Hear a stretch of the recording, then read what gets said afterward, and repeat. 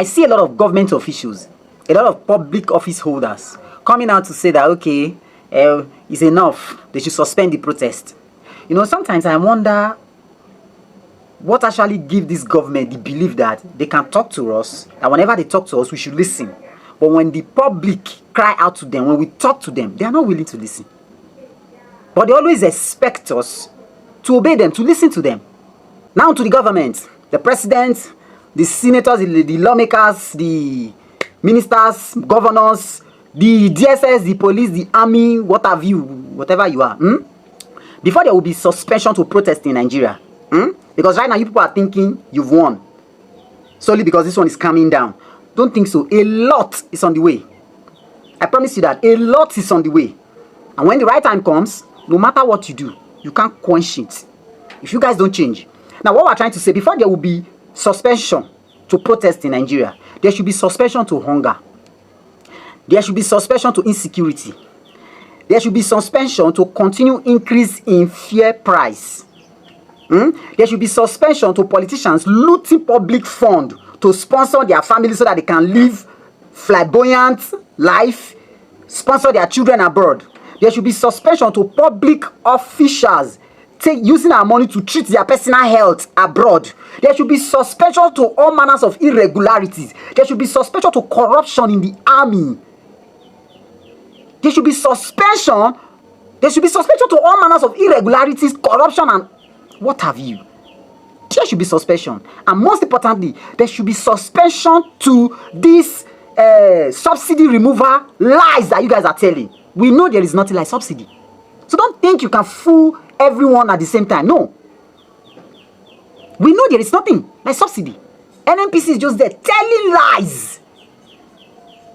NNPC collaborating with the government, with all manners of private sectors that are involved in this thing. Every one of them telling all manners of lies. One more thing. There should be suspension to Nigerian governors coming out to tell the public, tell their workers, tell those laboring for the money, tell the taxpayers that they cannot pay them back their money, 70,000 naira a month, which is the minimum wage. Personally, I call it hardship wage, poverty wage, license to poverty. The governors should stop that. And no citizen of any state should allow their governors to vomit that bullshit to them. Because the other day I heard the governor of Gombe State saying that he cannot pay the 70,000 naira as a minimum wage. To my Gombawa, the people of Gombe, I have a lot of northerners listening to me. I respect you guys so much for your patronage. Now this is me. This is the little I can give back to you. For the governor of your state or any other governor under this federation called Nigeria, to come outside to say that he cannot pay the 70,000 naira as minimum wage, the only criteria for us to accept is when the governor also earns same wage is going to pay you. Whatever minimum wage the governor of your state agrees to pay, that is exactly what the governor will be taking as salary. You people should take this up. A tree cannot make a forest. If I propose this, you people should take it up. You are not to watch this video and scroll to the next video or look for a cruise video to laugh over. No. No. If any governor dare come out to say, oh, because I heard that they are going to do a meeting, let them come, because we already know the outcome of the meeting. They will come out and say that they can't pay. So if the forum of governor gather to say they can't pay that amount, no problem. Or whatever salary that they are paying their state workforce, that is what the governors will earn. That is the only criteria, that's the only factor that will, pacify us to accept their statement. Please, Nigerians, pick this up. Pick it up. And to the Nigerian security sector, the Army, the Navy, the Air Force, and all other security sisters agencies, I've heard and I've watched a lot of videos of their ogas at the top in these different security bodies coming out to threaten Nigerians, saying that they cannot sit down and watch anarchy follow Nigeria. They cannot sit down and watch some people disrupt the peace that Nigeria is enjoying through protest. Sorry, is this what you call peace? Maybe the Nigerian army will have to come out explain what peace means to them. Insecurity all over the place. You cannot see. Listen, I am proposing that the army should actually organize a convention where citizens can interface with them. And let's pose our questions to them. You can't watch Nigerians protest and ask for a better country, but you can watch kidnappers kidnap ordinary Nigerians, making calls to the parents or the guardians of kidnapped victims, asking for ransom without these kidnappers being traced. Some of them will even come on and be doing live and or whatever thing. TikTok, I've seen the videos over and over again. Coming online, showing the kidnapped victims, and you can't track them. You can sit down to allow all of this happen. You can sit down to allow ritualists kidnap young girls, young guys for money making. The army can sit down and allow your foot soldiers that you've stationed in different checkpoints all over the nation to extort and intimidate, brutalize, and take money from, travelers, from Nigerians, from innocent people that use the highway. The army can sit down, watch, and allow terrorists to task our farmers in the village. Terrorists do task our farmers, ask farmers for money before farmers can access their farmlands in order for them to do their farming activities, do the weeding and everything. And when it's time for harvest, there is a particular percent that they give back, a particular money that they give to the terrorists before they can take their harvest home. The army can allow all of this. At this point, the army and the police will really have to come out to tell us the crime that we've committed as Nigerians. Is it a crime that we entrust arms and ammunition into your hands? Is it a crime that whenever people stand up to demand for their right, you come at them with all manners of arms and ammunition, manners of terror, all manners of threats?